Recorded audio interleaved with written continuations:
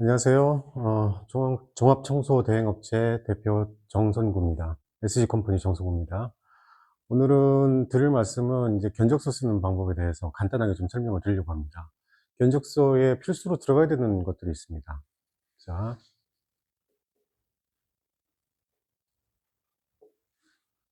제일 첫 번째는 고객 정보입니다. 여기는 사명, 주소, 그 다음에 담당자, 이렇게 들어가야 되고요. 그 다음에 두 번째, 자사정보.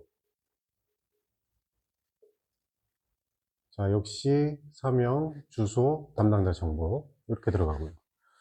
자, 플러스 자사정보에는 도장이 찍혀져 있어야 정식으로 견적서가 되는 겁니다. 도장 없는 견적서는 사실 효력이 없습니다. 자, 세 번째로 견적일이 중요합니다.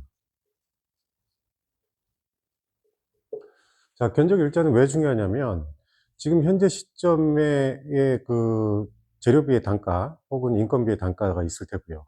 그 다음에 경비의 어떤 단가들이 있을 겁니다.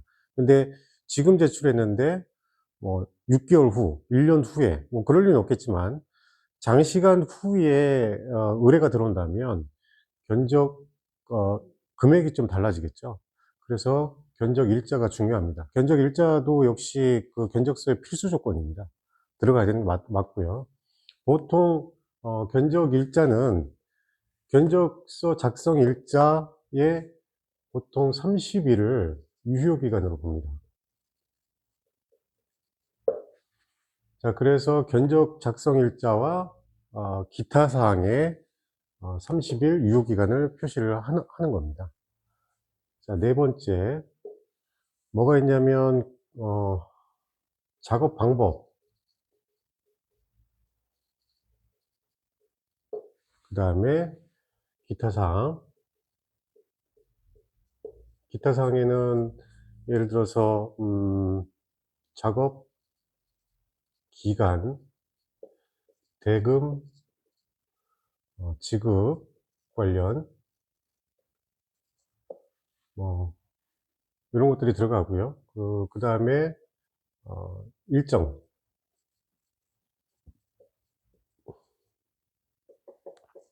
이런 것들을 기타란에 표시를 하게 됩니다. 자, 그 다음에 저희 견적서는 총 2장으로 작성을 합니다. 앞 표지란은 뒤에 장에 나오는 세부사항들에 대한 서머리를 저희는 앞장에다 표시를 하고요. 그 다음에 뒷장에는 두 번째 페이지는 상세하게 어떤 것들이 들어간다. 그렇게 해서 표시를 합니다. 그래서 저희 회사의 기준에서 본다면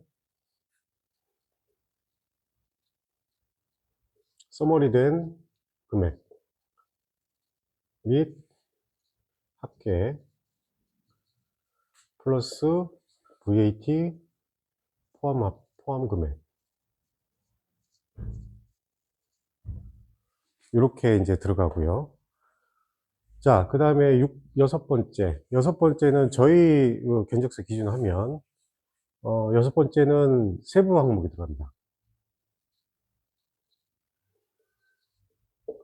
자, 세부 항목에는 뭐가 들어가느냐? 여기는 원가겠죠, 원가. 자, 원가의 개념은 뭐냐?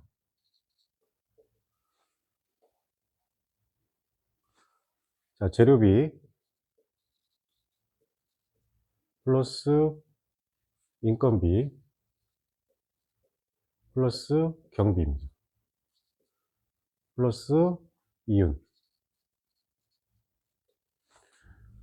자, 세부 항목에는 원가가 들어가는데 이 원가를 구성하는 거는 재료비, 인건비, 경비, 이윤입니다. 자, 이 사항에 대해서 음, 좀 이따 바로 설명을 좀 드릴 건데요. 사실은 재료비와 인건비, 그 다음에 이윤, 요 세 가지에서 저희가 수익 창출을 하는 겁니다. 예를 들어서 재료비는 아시다시피, 자, 여기에는 약품들이 있을 테고요. 자, 소모품이 있을 테고요. 자, 기타 등등. 재료로 속하는 것들이 이 재료비에 해당이 됩니다. 그 다음에 인건비. 자, 인건비는 저희가 각자 회사에서 지급을 하고 있는 기준이 있을 겁니다. 예를 들어서 어떤 집은 아직도 11만 원 주는 집이 있을 테고요. 저 아래 지방 대구 같은 경우에는 뭐 9만 원, 10만 원도 있다고 합니다. 그다음에 서울 같은 경우에는 12만 원, 13만 원, 혹은 뭐 14만 원까지 올라가는 경우도 있고요. 대전에는 아직까지는 13만 원 주는 회사들이 아직 그렇게 많지는 않고요. 12만 원 선에서 지금 인건비 지급을 하고 있다고 저는 알고 있습니다. 그다음에 여성 이모들 인건비, 그다음에 남자들 인건비 각각 다른데, 이 부분에서 사실은 이 재료비, 인건비 이 부분에 대해서 저희가 수익을 계산해서 이 안으로 집어넣는 겁니다. 자, 그다음에 인건비 예를 들어서 뭐 13만 원 주는데 뭐 16만 원으로 곱하기 뭐 10인 뭐 이런 식으로 그러면 160만 원이죠. 뭐 이런 식으로 작성이 되는 거예요. 요거 세부 사항은 좀 이따 다시 설명을 드리겠습니다. 자, 경비는 뭐냐? 요거를 잘 이해를 못 하시는 분들이 상당히 많아요. 뭐냐면은 경비는 재료비도 아니고 인건비도 아니고 이런 것들이 있어요. 뭐 예를 들어서 장비대,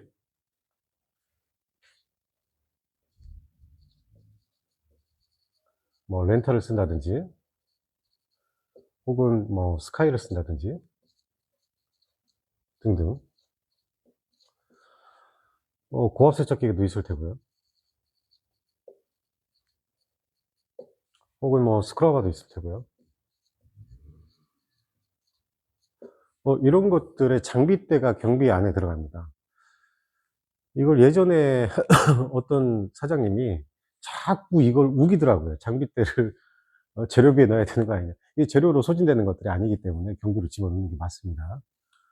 잘 모르시고 하시는 얘기예요. 자꾸 우겨서 내가 그냥 재료비로 합시다라고 그냥 재료비로 한 건데 사실은 경비입니다. 예, 소진되지 않는 장비이기 때문에. 그다음에 이유는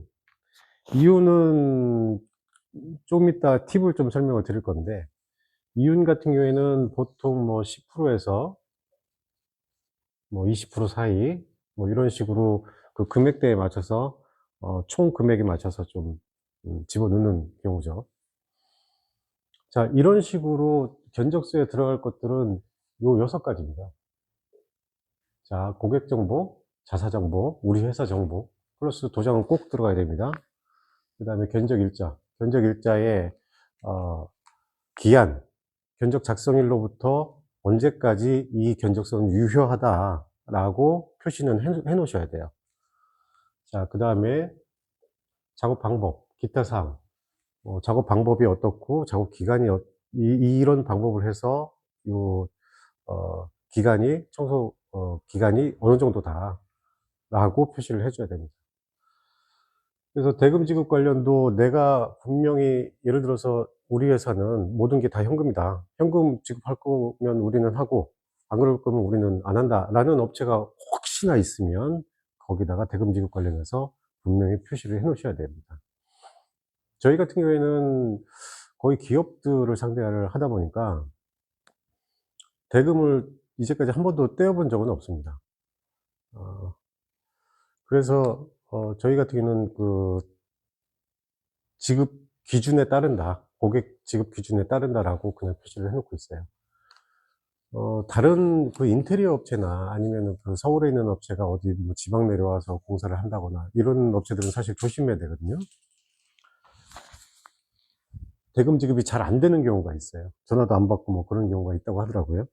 그래서 그런 업체들은 좀 조심하고, 그런 업체들한테는 어 현금 세금 계산서 발행일로부터 뭐 일주일 이내 뭐 이런 식으로 견적서에다 명기를 해 놔야 나중에 소송이 걸리더라도 명기를 한 부분 때문에 저희가 승소를 빨리 받아낼 수 있습니다. 자, 그 다음에 이거는 저희 기준이니까 써머리 된 내용. 그러니까 재료비의 써머리, 그 다음에 인건비의 썸, 그 다음에 경비의 썸, 그 다음에 이윤의 썸. 그래서 토탈 금액이 표시되는 그런 양식을 저희는 쓰고 있습니다. 그래서 요거는 두 가지는 한 장에 그냥 표시를 하셔도 상관은 없습니다. 그렇지만 고객이 납득하게끔, 읽기 쉽게끔 표시를 해주는 게 가장 중요합니다. 자, 그래서 원가와 그 다음에 원가는 재료비, 인건비, 경비, 이윤이다. 요 내용만 숙지를 하시고 계시면 견적서 쓰는 데는 무리 없을 듯 합니다. 아, 뭐, 지금 운용을 하고 계신 분들은 충분히 아는 내용입니다. 아는 내용이지만 제가 이 동영상을 촬영하는 이유는 지금 막 진입하시는 분들, 혹은 뭐 지금 진입을 했는데 청소만 지금 할 줄 아시는 분들, 그 다음에 페이퍼워크가 잘 안 되시는 분들, 원가 개념을 잘 모르겠다는 분들을 위해서 지금 촬영을 하고 있는 거니까, 아시는 분들은 이번 촬영분은 패스해 주시면 됩니다.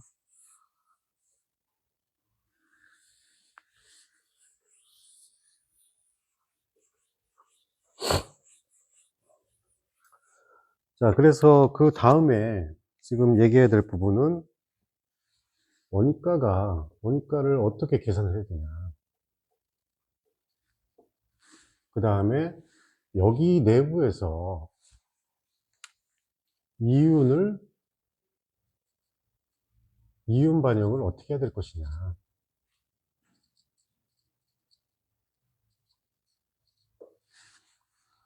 실제로 견적서대로 우리가 인원을 들어가고 한다고 하면 사실 그렇게 크게 재미는 못 봅니다. 사실 대기업, 예를 들어서 삼성이나 LG나 아니면 뭐 SK나 이런 데는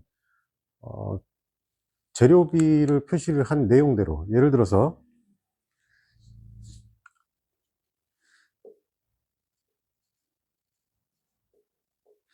재료비에서, 이건 얘입니다. 자, PB 열말, 그 다음에 티크린 20말, 그 다음에 뭐 예를 들어서 패드 20인치 적색 10장,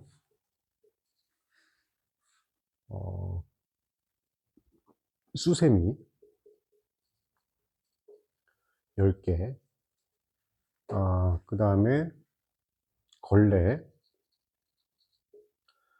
100장, 이렇게 표시를 해서 우리가 견적서를 제출했어요. 세 항목으로. 자, 그러면 대기업들, 뭐 삼성, 혹은 LG, 혹은 SK, 뭐 이런 대기업들 있지 않습니까?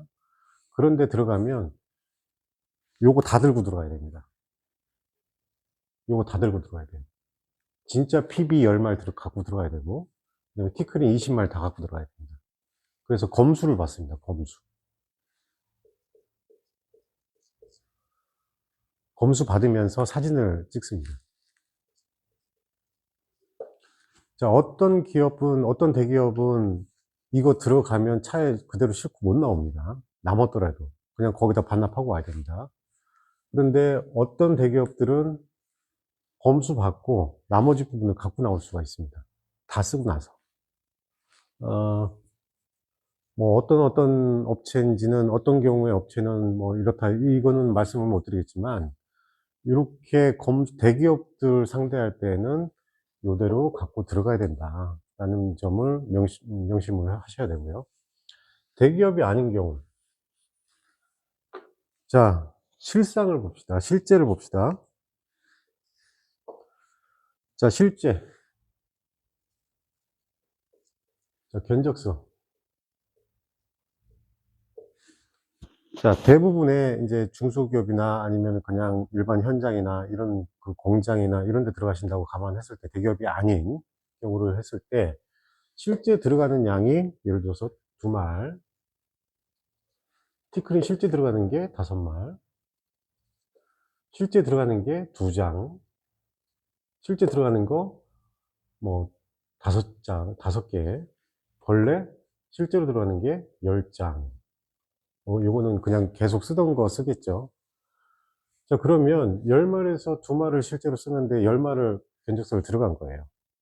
그러면 여기서 마이너스 8말, 그 다음에 마이너스 15말, 마이너스 8장. 요게 저희의 이익입니다.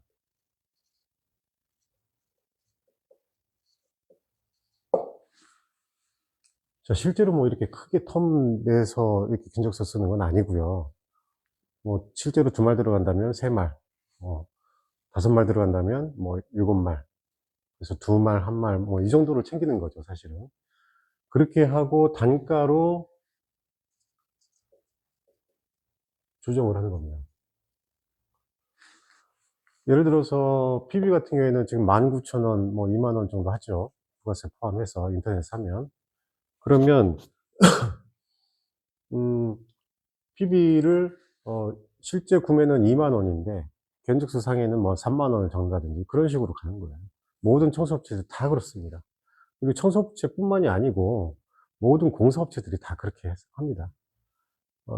물론 이제 그 건설 쪽은 사실은 그 시공사에서 전부 다 체크를 하기 때문에 몇 개를 구매를 했다, 구매 내역까지 다 제출을 해야 되기 때문에 그렇지는 않지만 작은 현장 같은 경우에는 이런 식으로 금액에서 살짝 단가를 살짝 부풀려서 그런 식으로 구매를 한다, 견적서를 제출한다, 그렇게 내용을 알고 계시면 될 것 같아요. 자, 그 다음에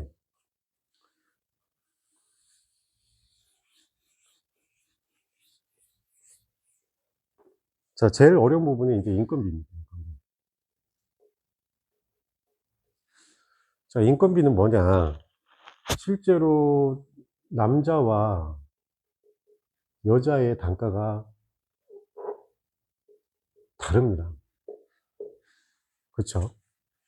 남자를 예를 들어서 15만 원을 받는데 여자는 뭐 12만 원, 13만 원, 11만 원, 10만 원까지 이렇게 주는 데도 많고요. 왜 그러냐? 이제 힘쓸 일이 있으면 남자를 섭외해서 가는 게 맞죠. 그렇기 때문에 힘을 쓰기 때문에 힘쓰면서 청소를 하기 때문에 단가를 더 주는 것 같아요. 근데 남자 초보자들은 여자 인건비를 줍니다. 한 6개월 정도. 음, 가령 예를 들어서 한 명 인건비가 실제는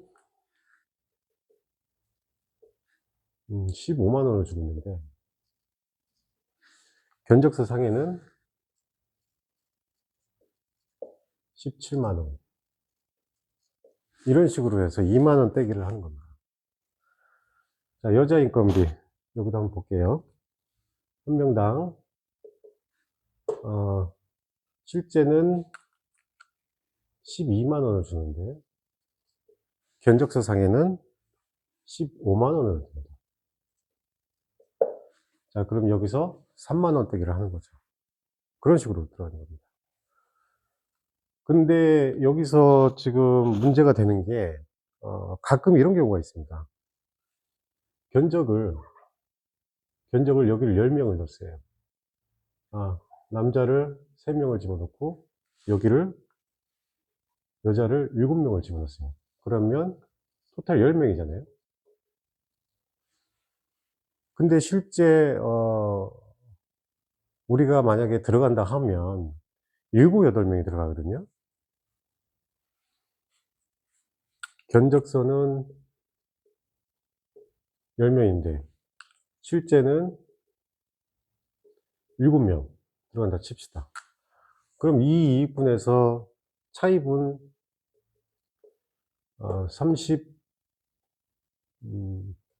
45만 원이네요. 45만 원을 나는 이익으로 반영을 했어요.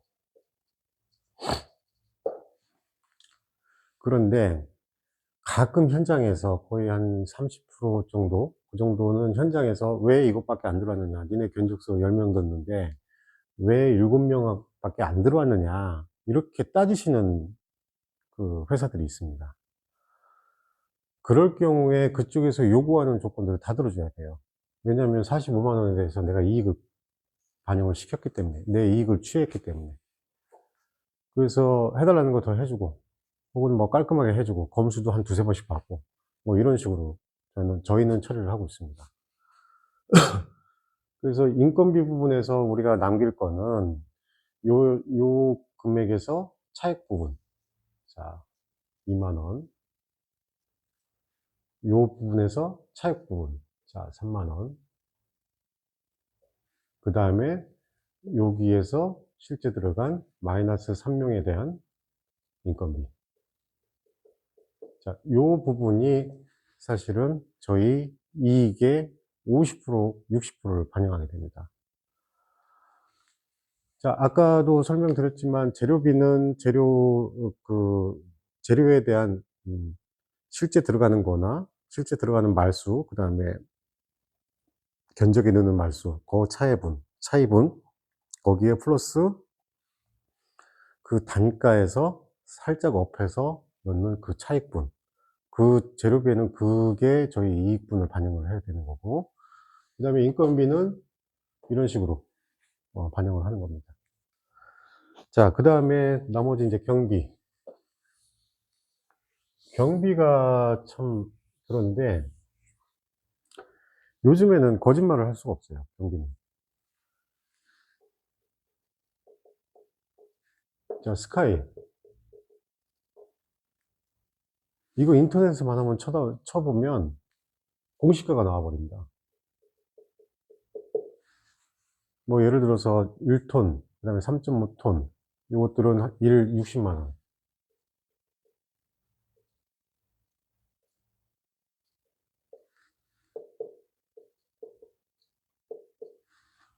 자, 그 다음에 5톤 70만 원. 이런 식으로 이제 공시가가 있기 때문에 기업 담당자들이 그냥 인터넷에서 그냥 바로 조회하면 바로 나옵니다. 그래서 이거는 거짓말을 못 해요. 자, 렌탈도 역시 마찬가지고요. 식대. 이것도 지금 식대가 지금 많이 올랐잖아요. 그 식당 가격이 뭐 지금 국밥이 뭐 한 그릇에 10,000원을 훌쩍 넘는 경우도 있고, 짜장면 한 그릇에 지금 9,000원, 10,000원 하는 시대입니다. 근데 아직까지도 1인 10,000원. 이런 식으로 식대를 저희 같은 경우에는 그렇게 올리고 있어요. 그렇게 올려서, 인당 10,000원이기 때문에 여기 이제 곱하기 인원수가 나오죠. 자, 그래서 경비 부분에서 우리가 남길 부분은 사실 없다라고 보시면 돼요. 간혹 이제 뭐 렌탈이나 이런 거, 예를 들어서 광택기도 집어넣고, 광택기는 저희가 이제 보유를 하고 있으니까 광택기 한 대에 뭐 30,000원, 그 다음에 뭐 스크라버,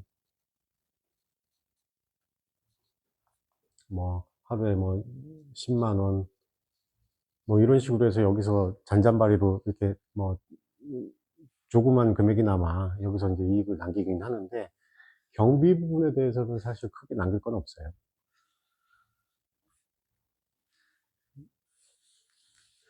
자, 그 다음에 이제 경비를 했으니, 이제는 이윤에 대해서, 좀 설명을 드릴게요. 보통 이제 그 기업에서, 이윤을 넣는 거는, 10%에서, 뭐 예를 들어서 20% 사이, 요 정도의 이윤을 표시를 해서 금액을 계산해서 그걸 이윤을 넣습니다. 자, 여기에 추가로 일반 관리비나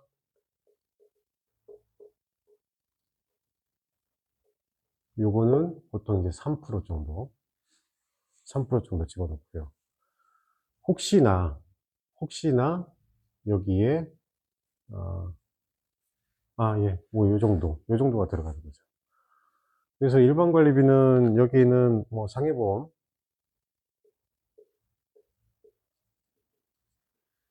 각종 보험 쪽, 뭐 가입 비용이다 라는 설명을 좀 하시면 되는 것 같고, 그 다음에 이유는 자율적으로 표시를 하시면 돼요.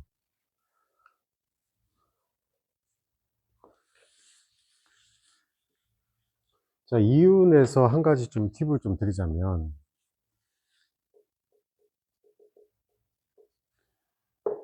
일반 기업체가 있고요. 자, 관공서가 있습니다. 자, 일반 기업체는 아까 말씀드린 10%에서 20% 사이, 이 정도 하시면 되고요. 뭐 그 이상 하셔도 상관은 없습니다.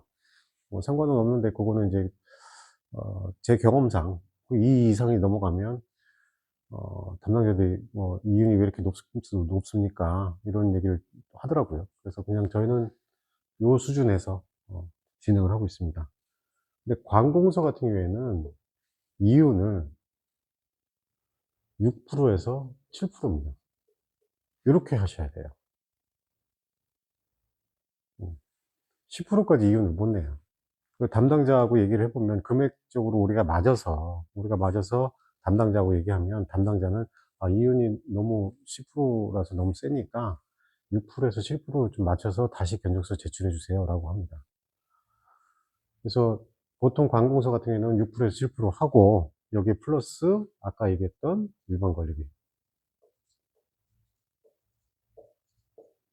요거를 3% 정도 집어넣는 거죠. 그래서 토탈 이윤을 한 10% 정도 보는 거예요, 관공서는. 예. 그렇게 보는 겁니다.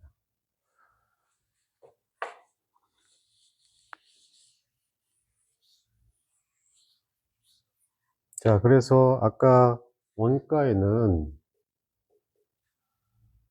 재료비, 그다음에 인건비, 경비, 이윤 및 일반 관리비, 요렇게 있다고 말씀드렸죠. 자, 아까 말씀드린 대로 재료비에서는 재료 단가와 플러스 실투입의 차이, 수량에서 이익을 본다고 했고요. 이익을 계산한다고 했고요. 자, 인건비는 실투입 인원수 플러스 인건비 차이에서 이익을 계산한다고 했고요. 자, 경비는 사실 뭐 별건 없지만 투입되는 장비의 금액에서 요거를 이익 계산한다고 했고요. 자, 이윤도 역시 10%에서 20% 사이에서 이익을 가져간다고 말씀드렸습니다. 자, 그래서 원가에서 그 세부 항목에서 이익을 가져갈 수 있는 부분은 이런 식으로 정해져 있다. 예. 모든 청소업체들이 다 그렇습니다. 이걸 뭐 제가 오픈하고 뭐 비밀로 하고 이런 게 없어요. 그냥 모든 청소업체가 다 그래요. 그래서 어차피 한 3-4개월만 일을 하시면 다 알게 되는 내용이기 때문에 굳이 숨길 이유도 없고, 이걸 오픈을 안 할 이유가 없는 거예요. 그래서 요렇게 하는데, 조금 더 디테일하게, 그리고 우리 회사가 선택될 수 있게 만드는 방법은 저희는 교육에서 말씀해 드리고 공개를 해 드립니다. 실제로 견적서 하나 잘 써서 깔끔하게 써서 고객한테 제출했는데, 고객한테 어떤 얘기를 듣냐면, 사장님 쪽에 청소 비용이 더 높긴 하지만 금방 이해가 갔습니다 라는 이유로, 깔끔하게 견적서 깔끔하게 돼서 사장님 쪽으로 하겠습니다라는 얘기를 이제까지 한 3년 하면서 한 10번은 들은 것 같아요. 비싸지만 하겠습니다. SG 컴퍼니로 하겠습니다. 이런 내용을 저는 한 10번 이상은 들은 것 같아요. 그래서 견적서는 좀 잘 써야 된다는 걸 좀 강조하고 있습니다. 자, 첫 번째는 뭐라고 했습니까? 첫 번째는 첫인상이에요. 그래서 견적 복장과 그다음에 스타일링 자기가 하셔야 되는 거고요. 두 번째의 얼굴은, 두 번째 인상은 견적서예요. 자, 뭐 그 중간에 이제 명함이라든지 뭐 이런 것도 있긴 하지만 첫 번째 가장 중요한 거는 첫인상, 그다음에 두 번째는 견적서. 어, 이거 하나 잘 써서 채택될 확률을 높인다면, 하루 날 잡아서 정말 고민 많이 해서 고객 입장에서, 내 입장 말고 항상 강조하죠. 고객 입장에서 봤을 때, 딱 한눈에 봤을 때 이해가 간다. 왜 이 금액이 나왔는지 이해가 가겠다. 오케이. 그런 견적서 양식을 만드셔야 돼요. 하루가 아니더라도 일주일 이상 열흘이 걸리더라도 견적서 양식은 충분히 깔끔하게 만드셔야 됩니다, 고객 입장에서. 자, 그 외에 이제 디테일한 것들, 뭐 재료비에서 어떻게 단가를 설정하고 어떻게 계산을 해야 채택률이 높아지고, 그다음에 인건비도 마찬가지고요. 인건비에도 금액을 무한대로, 뭐 예를 들어서 남자는 뭐 20만 원 이렇게 올릴 수는 없습니다. 그래서 여자는 뭐 얼마, 뭐 18만 원, 19만 원 이렇게 올릴 수는 없어요. 그렇기 때문에 그거에 대한 것도 디테일하게 가르쳐 줄 수 있고요. 그다음에 경비도 마찬가지입니다. 경비도 마찬가지로 디테일하게 어떻게 쓰는 방법을 저희는 가르쳐 드리고 있습니다. 그다음에 이윤하고 일반 관리비도 마찬가지예요. 그러니까 저희 이론 교육할 때 견적서에 대한 거를 실제로 여기서 작성을 합니다. 그래서 노트북도 지금 있고 저희는 구비를 해 놨고 실제로 여기서 작성을 해 봐야 알아요. 그다음에 채택이 된다면, 고객한테 채택이 된다면 몇 가지 서류들이 준비가 필요한데, 시방서, 그다음에 계약서, 뭐 이런 것들을 지금 작성을 해야 됩니다. 그다음에 뭐 MSDS 같은 거, 요거는 뭐 제조업체한테 받으면 되는 건데, 받으면 되는 거고요. 저희가 있는 자료는 다 그냥 공유해 드릴게요. 그다음에 어 충분하다면, 시간이 충분하고 내가 할 줄 안다면 회사 속에서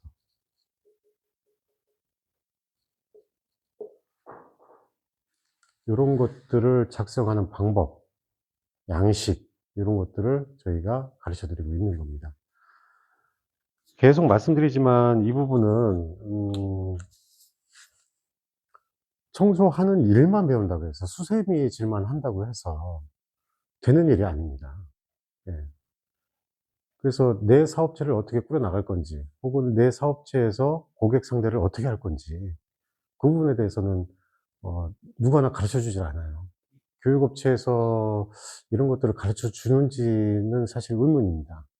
아마도 수세미직 현장 바로 나가서 뭐 오전에 인제 면담하고, 아니면 하루 전에 인제 면담하고 그다음에 현장으로 바로 직투입돼서 거기서부터 뭐 유리창 청소를 한다든지, 유리창 청소도 뭐 이렇게 돌려가면서, 사실상 그렇게 돌리는 작업 방법은 어 한 1 시간만 연습하면 돼요. 그거 별거 아니거든요.